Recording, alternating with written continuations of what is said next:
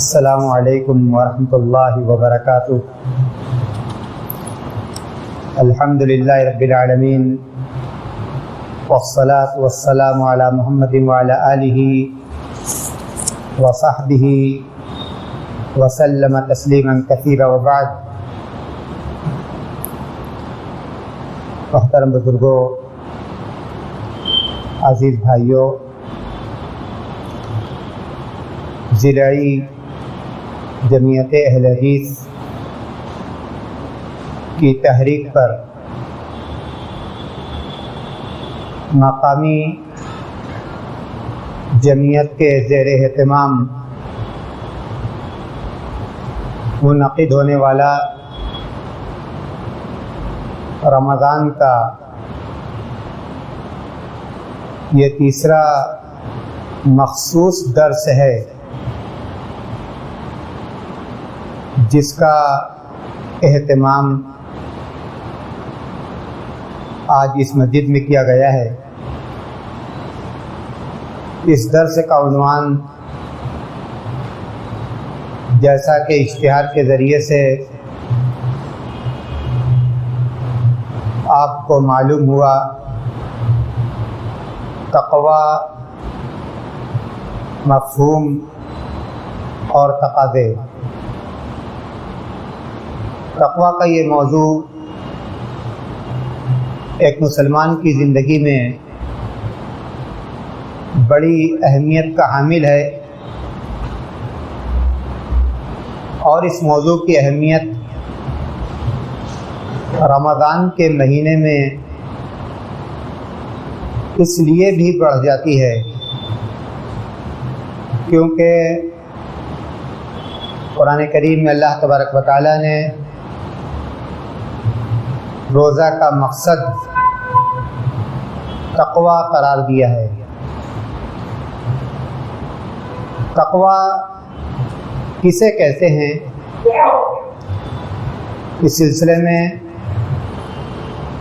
صحابہ اور سلف امت کے جو اقوال ہیں، ان اقوال کو سن کر ہم اس نتیجے پر پہنچتے ہیں کہ نیکی کے کاموں کے کرنے کو اور گناہ کے کاموں سے بچنے کو تقویٰ کہا جاتا ہے۔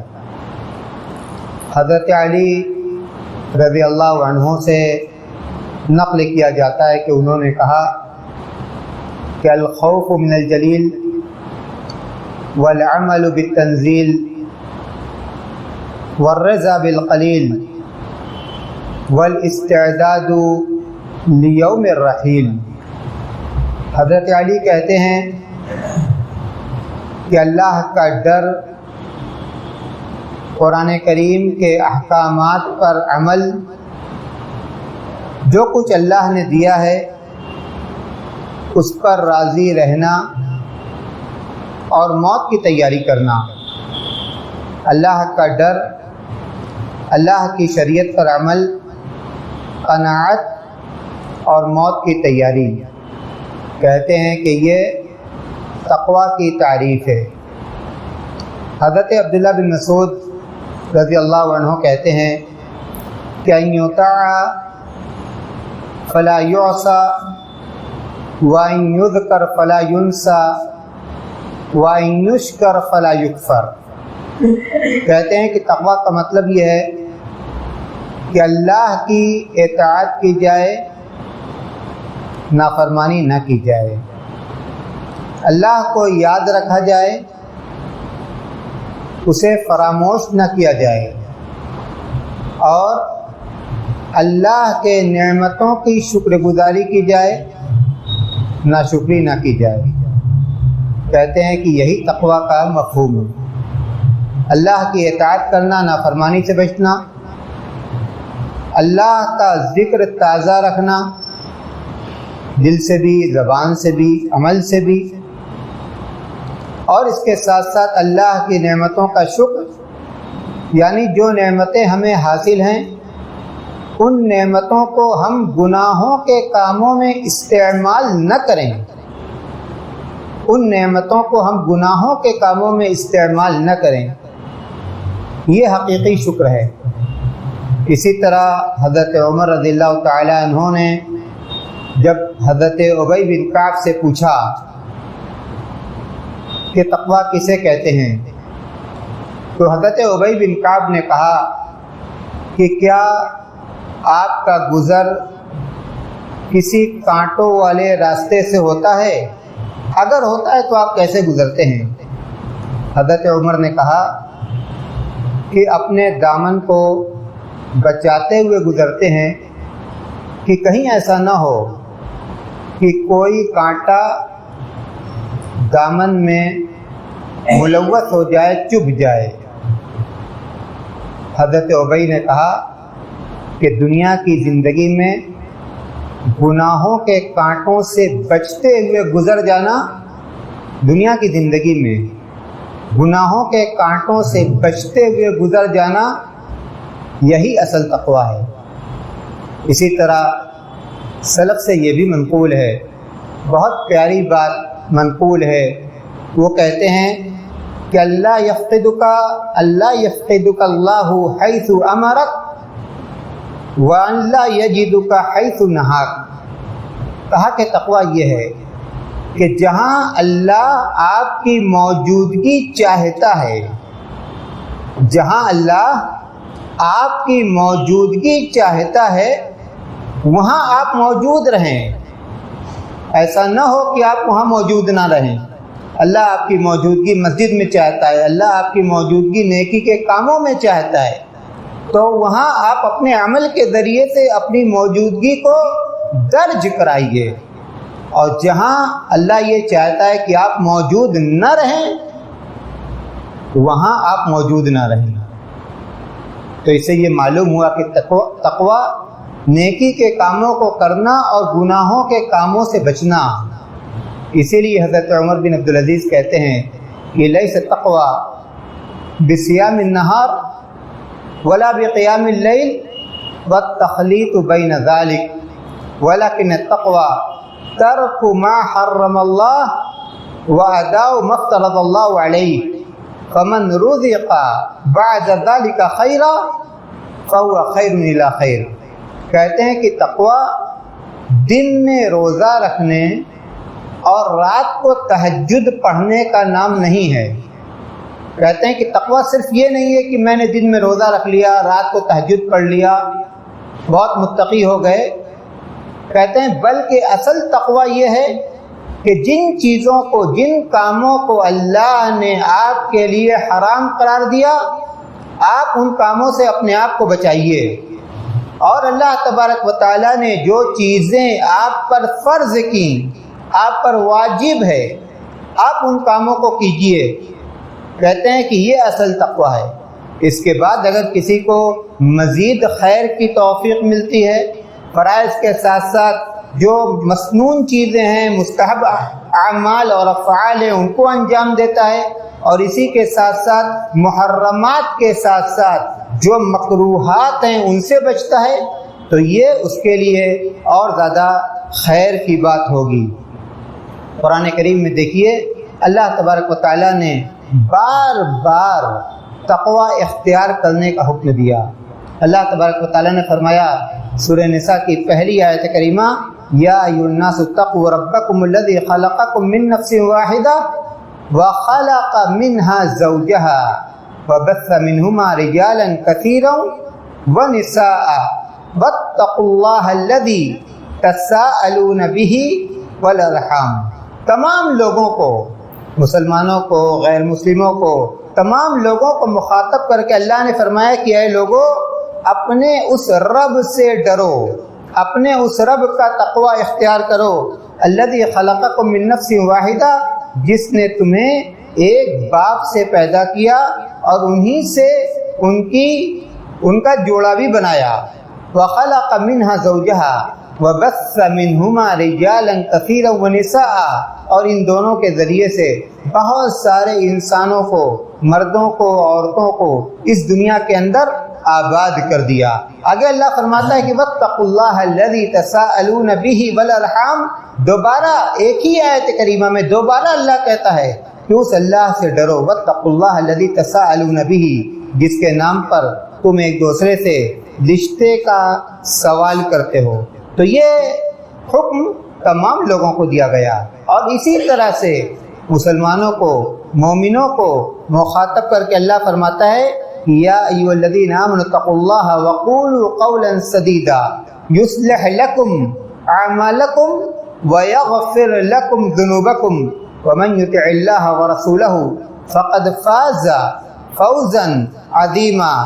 اے اہل ایمان، اتقوا اللہ، اللہ کا تقوی اختیار کرو، وقولوا قولا سدیدا، درست بات کہو، یصلح لکم اعمالکم، اس کی برکت سے اللہ تمہارے اعمال کو سدھار دے گا، ویغفر لکم ذنوبکم، اور تمہارے گناہوں کو معاف کر دے گا، بخش دے گا۔ تقوی کا یہ حکم اس امت کو بھی دیا گیا، اور اس سے پہلے جو امتیں گزری ان کو بھی تقوی کا حکم دیا گیا۔ وَلَقَدْ وَصَّيْنَا الَّذِينَ أُوتُوا الْكِتَابَ مِن قَبْلِكُمْ وَإِيَّاكُمْ أَنِ اتَّقُوا اللَّهَ، اللہ کہتا ہے کہ تم سے پہلے جن کو کتاب دی گئی، تم سے پہلے جو امتیں گزری، ہم نے ان کو بھی اس بات کی تاکید کی، اور تمہیں بھی اس بات کی تاکید کرتے ہیں کہ اللہ کا تقوی اختیار کرو۔ اسی لیے قرآن کریم کے اندر یہ دیکھا جاتا ہے کہ انبیاء علیہ السلام نے اپنی امت کو تقوی اختیار کرنے کی تاکید کی۔ سورہ شعراء کے اندر اللہ تبارک و تعالیٰ نے فرمایا، سب سے پہلے حضرت نوح کا ذکر، اذ قال لهم اخوهم نوح الا تتقون انی لکم رسول امین۔ حضرت نوح نے اپنی قوم سے یہ کہا، الا تتقون، کیا تم تقوی اختیار نہیں کرو گے؟ انی لکم رسول امین، میں تمہارے لیے امانت دار پیغمبر ہوں۔ اسی طرح آگے کی آیات میں اللہ تبارک و تعالیٰ نے حضرت ہود کا ذکر کیا، حضرت صالح کا ذکر کیا، حضرت لوط کا ذکر کیا، حضرت شعیب کا ذکر کیا۔ ہر نبی نے، ہر پیغمبر نے اپنی قوم کے لوگوں کو تقوی اختیار کرنے کا حکم دیا ہے۔ اللہ کے رسول صلی اللہ علیہ وسلم جن کے ہم امتی ہیں، اس روئے زمین پر آپ سے زیادہ متقی انسان نہیں گزرا۔ ہر موقع پر، موقع بموقع، آپ صحابہ کرام کو تقوی اختیار کرنے کا حکم دیتے تھے۔ اللہ کے رسول صلی اللہ علیہ وسلم نے فرمایا، اتق اللہ حیثما کنت واتبع السیئۃ الحسنۃ تمحها وخالق الناس بخلق حسن۔ آپ نے کہا کہ اتق اللہ حیثما کنت، تم جہاں بھی رہو، جلوت میں رہو، خلوت میں رہو، رات کے اندھیرے میں رہو، دن کے اجالے میں رہو، اتق اللہ حیثما کنت، تم جہاں بھی رہو اللہ تبارک و تعالیٰ کا تقوی اختیار کرو۔ یہ بار بار تاکید، یہ بار بار حکم کیوں دیا جا رہا ہے؟ اسی لیے دیا جا رہا ہے کہ اس کی اہمیت بہت زیادہ ہے، اس کی اہمیت بہت زیادہ ہے۔ قرآن کریم کی کتنی آیات میں اللہ تبارک و تعالیٰ نے تقوی کا حکم دیا، متقین کی صفات کو ذکر کیا، متقین کے انجام کو ذکر کیا، تقوی کی صورتوں کو بیان کیا، اور اسی طرح اللہ کے رسول صلی اللہ علیہ وسلم کی احادیث میں بھی۔ یہ اس لیے کہ تقوی کی اہمیت ہمارے دین میں اور ہماری شریعت میں بہت ہے۔ قرآن کریم کی آیات کو دیکھیے، متقین کی صفات کو بیان کرتے ہوئے اللہ تبارک و تعالیٰ فرماتا ہے، الف لام میم ذالک الکتاب لا ریب فیہ ھدی للمتقین الذین یؤمنون بالغیب ویقیمون الصلاة ومما رزقناہم ينفقون والذین یؤمنون بما انزل الیک وما انزل من قبلک وبالآخرۃ ھم یوقنون۔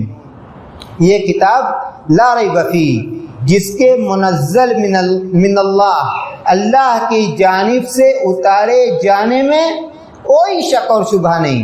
ھدی للمتقین، یہ کتاب متقیوں کے لیے خاص طور سے کتاب ہدایت ہے، متقیوں کے لیے خاص طور سے کتاب ہدایت ہے، اس لیے کہ اس کتاب میں ہدایت کی جو باتیں ہیں ان سے متقی لوگ ہی فائدہ اٹھاتے ہیں۔ یہ متقین کون ہیں؟ الذین یؤمنون بالغیب، جو غیب کی باتوں پر ایمان رکھتے ہیں۔ متقین کے اوصاف دیکھیے، جو غیب کی باتوں پر ایمان رکھتے ہیں۔ وَيُقِيمُونَ الصَّلَاةَ، نماز قائم کرتے ہیں۔ وَمِمَّا رَزَقْنَاهُمْ يُنْفِقُونَ، اللہ فرماتا ہے کہ ہم نے انہیں جو روزی دی ہے اس میں سے وہ زکوٰۃ کی صورت میں، عام صدقات کی صورت میں خرچ کرتے ہیں۔ وَالَّذِينَ يُؤْمِنُونَ بِمَا أُنزِلَ إِلَيْكَ وَمَا أُنزِلَ مِن قَبْلِكَ، اور وہ لوگ جو آپ پر کتاب نازل کی گئی اس پر ایمان رکھتے ہیں۔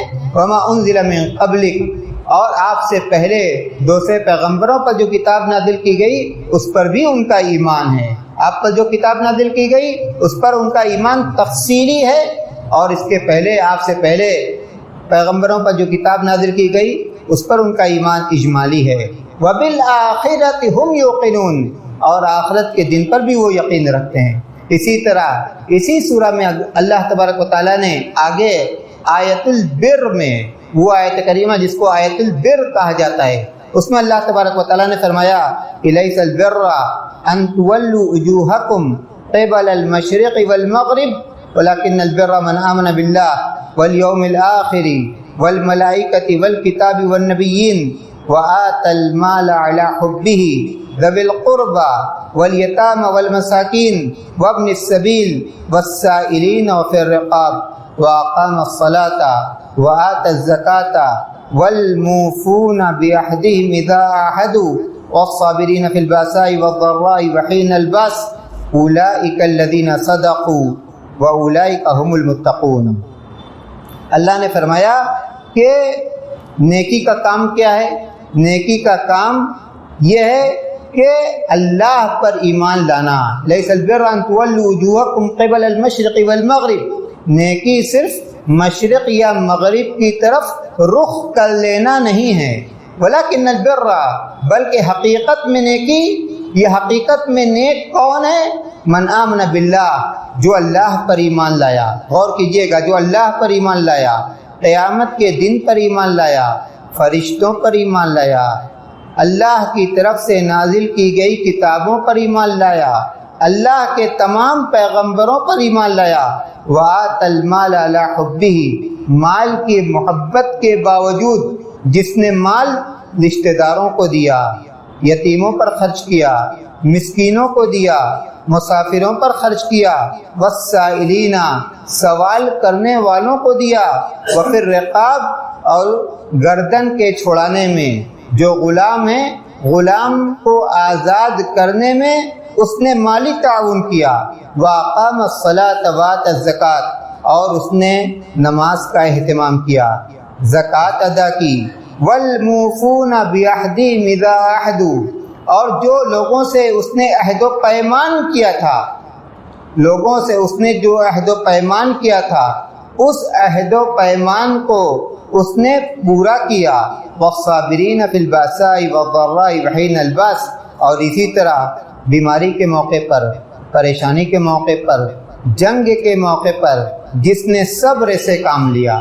اندازہ لگائیے متقین کے اوصاف کا کہ متقی نماز پڑھنے والا ہوتا ہے، زکوٰۃ دینے والا ہوتا ہے، اور اللہ پر، قیامت کے دن پر، فرشتوں پر، کتابوں پر، نبیوں پر ایمان رکھنے والا ہوتا ہے، اور اسی کے ساتھ ساتھ رشتہ داری کا خیال کرنے والا، یتیموں کا خیال کرنے والا، مسکینوں کا خیال کرنے والا، اور آگے جو اللہ نے فرمایا کہ جس سے جو وعدہ کرتا ہے اس وعدہ کو پورا کرتا ہے، اور اسی طرح صبر سے کام لیتا ہے۔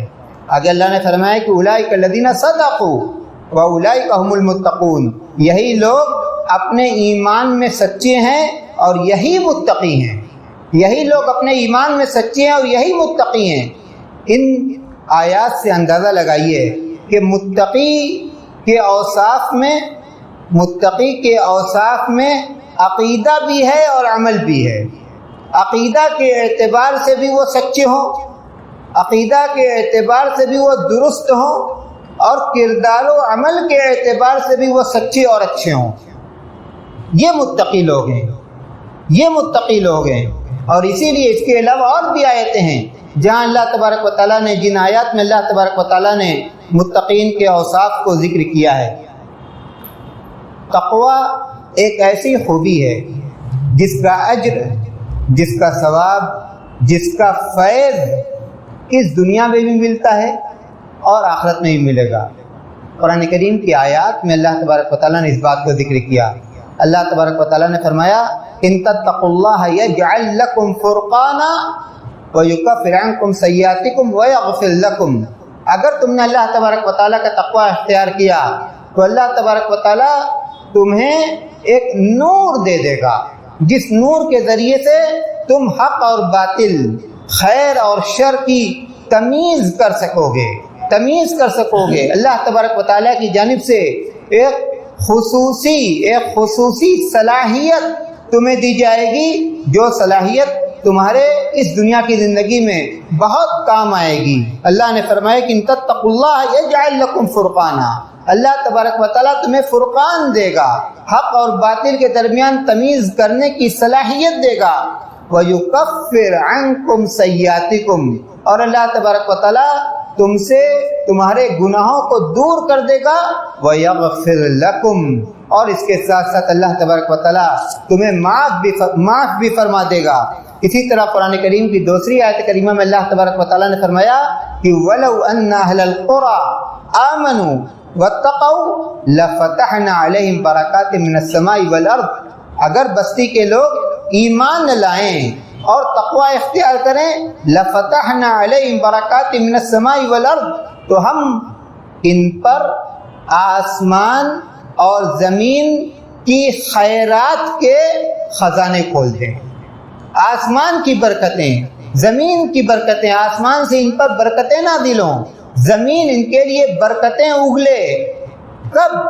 جب ایمان کے ساتھ ساتھ یہ تقوی کی زندگی گزاریں۔ وَمَن يَتَّقِ اللَّهَ يَجْعَل لَّهُ مَخْرَجًا وَيَرْزُقْهُ مِنْ حَيْثُ لَا يَحْتَسِبُ، جو اللہ کا تقوی اختیار کرتا ہے اللہ تبارک و تعالیٰ اس کے لیے مخرج، پریشانی سے نکلنے کا راستہ، نجات کا راستہ بنا دیتا ہے۔ وَيَرْزُقْهُ مِنْ حَيْثُ لَا يَحْتَسِبُ، اور اسے ایسے ذرائع سے روزی دیتا ہے جو ذرائع اس کے گمان میں بھی نہیں ہوتے۔ تقوی کی برکتیں دیکھیے، ایسے ذرائع سے روزی دیتا ہے جو ذرائع اس کے گمان میں بھی نہیں ہوتے۔ قیامت کے دن جو متقی ہوگا اس کا کیا کہنا؟ دنیا میں بھی جس طرح سے اللہ تبارک و تعالیٰ اس کو اپنے عذاب سے بچاتا ہے، قیامت کے دن بھی اللہ تبارک و تعالیٰ اس کو اپنے عذاب سے بچائے گا۔ دنیا کے عذاب سے نجات کا ذکر اللہ تبارک و تعالیٰ نے سورہ حمیم سجدہ میں کیا، جب اللہ تبارک و تعالیٰ نے قوم عاد اور قوم ثمود کے عذاب کا تذکرہ فرمایا۔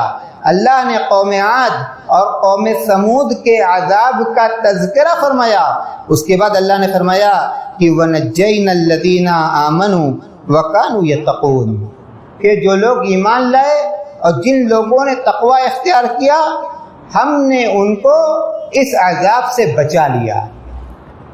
تو جو متقی ہوتا ہے اللہ تبارک و تعالیٰ اس کو دنیا کے عذاب سے بچاتا ہے اور اسی طرح آخرت کے عذاب سے بھی بچائے گا۔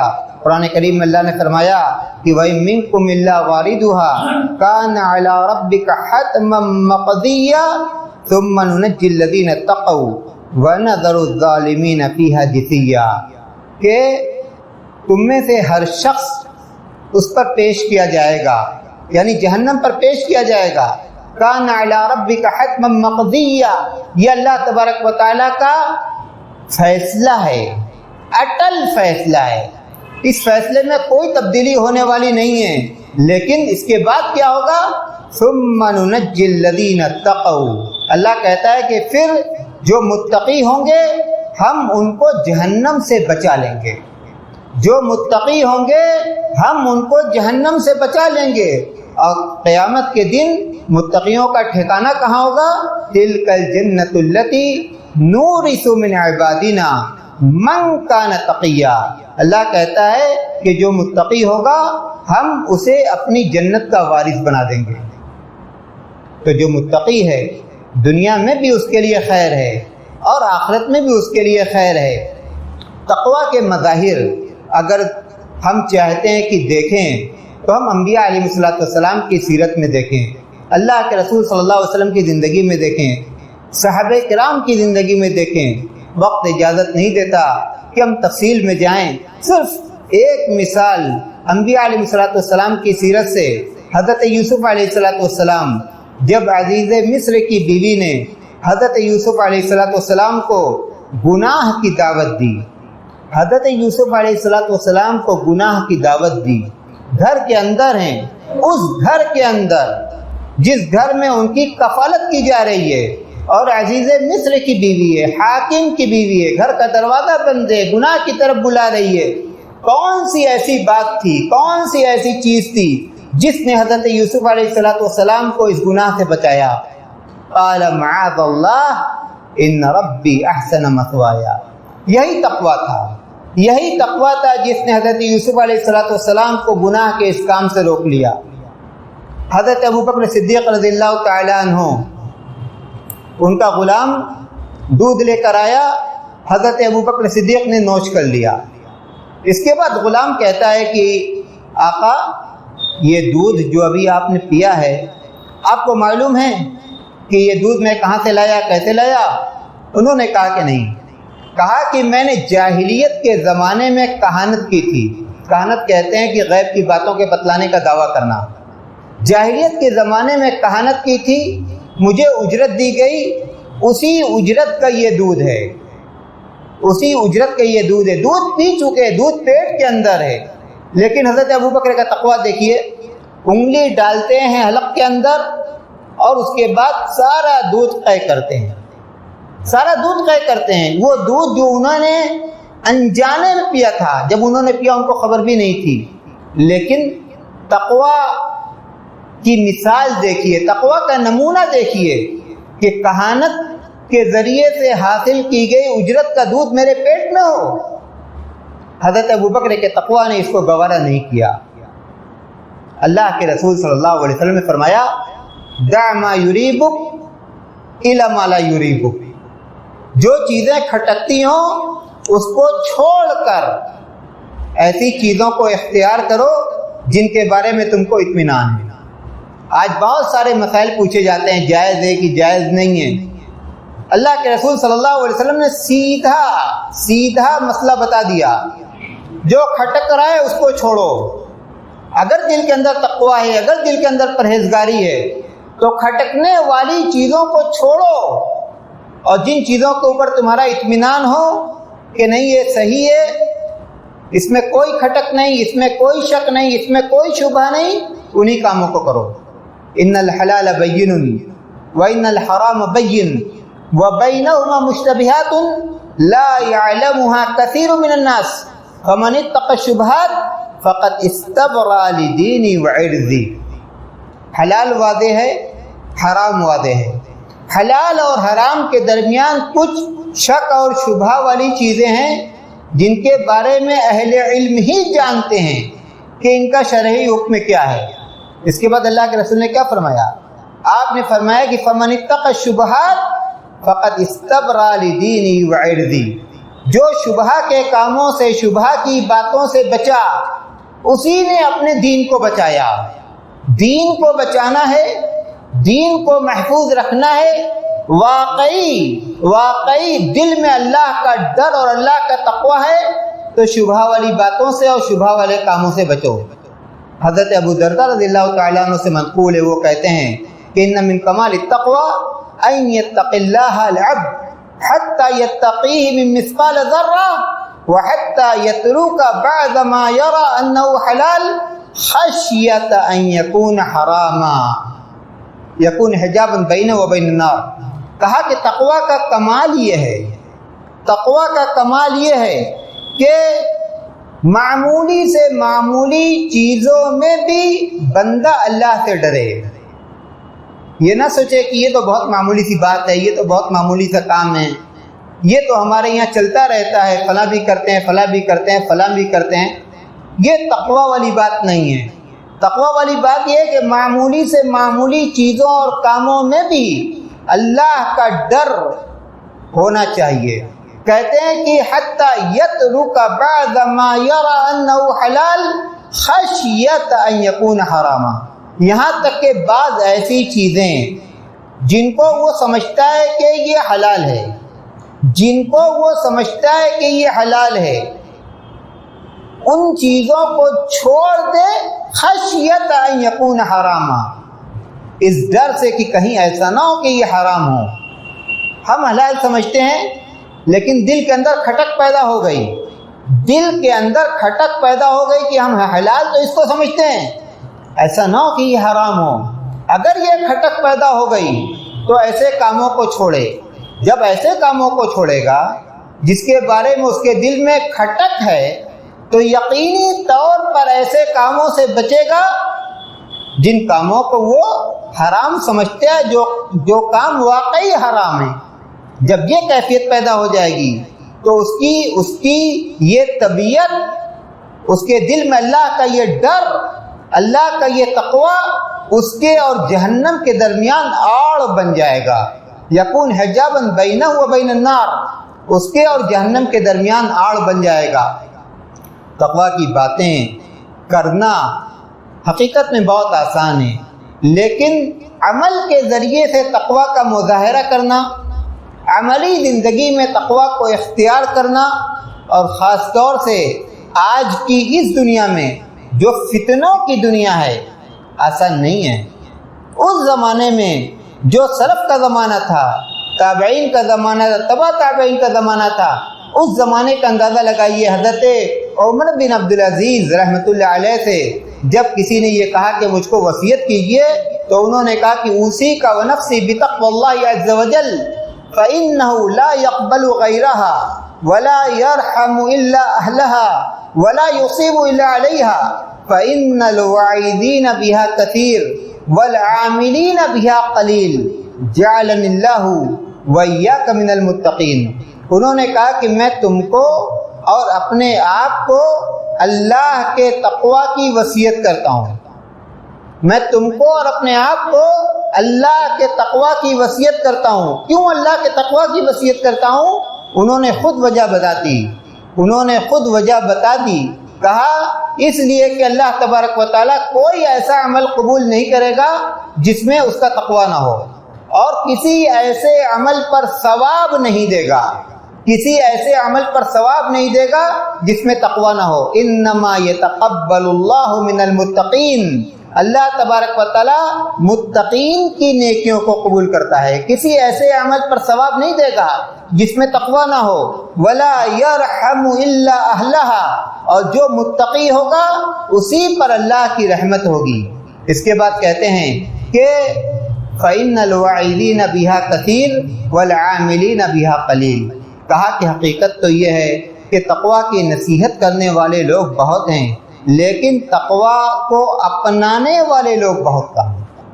حضرت عمر بن عبدالعزیز اپنے زمانے کی بات کر رہے ہیں، جو خیر کا زمانہ تھا، جو نیکیوں کا زمانہ تھا۔ ہم اندازہ لگائیں کہ آج کے ہمارے اس زمانے میں تقوی کو اپنانا اس کے مقابلے میں آج کتنا مشکل ہے۔ کہتے ہیں کہ تقوی کی باتیں کرنے والے بہت ہیں لیکن اس کے اپنانے والے کم ہیں۔ آخر میں دعا کرتے ہیں اور اسی دعا پر میں اس درس کو ختم کرتا ہوں۔ انہوں نے کہا کہ جعلنی اللہ وإیاک من المتقین، کہ اللہ تبارک و تعالیٰ مجھے اور آپ سب کو تقوی والا بنا دے۔ اللہ تبارک و تعالیٰ مجھے اور آپ سب کو تقوی والا بنا دے۔ اللہ تبارک و تعالیٰ رمضان کی ٹوٹی پھوٹی ہماری عبادتوں کو قبول کرے اور بشری تقاضے کے مطابق ہم سے جن گناہوں کا صدور ہوا اللہ تبارک و تعالیٰ ان گناہوں کو معاف کر دے۔ رمضان کے جو ایام باقی رہ گئے ان ایام کو ہمارے لیے خیر و برکت والے ایام بنا دے، اور رمضان کا اختتام ہمارے لیے خیر کے ساتھ، برکت کے ساتھ، رحمت کے ساتھ، اللہ کی مغفرت اور جہنم کی آزادی کے ساتھ ہو، اور اللہ تبارک و تعالیٰ ہمیں ہمیشہ اسلام پر چلنے والا بنا کر زندہ رکھے، اور جب موت آئے تو ایمان پر آئے۔ وآخر دعوانا ان الحمد للہ رب العالمین۔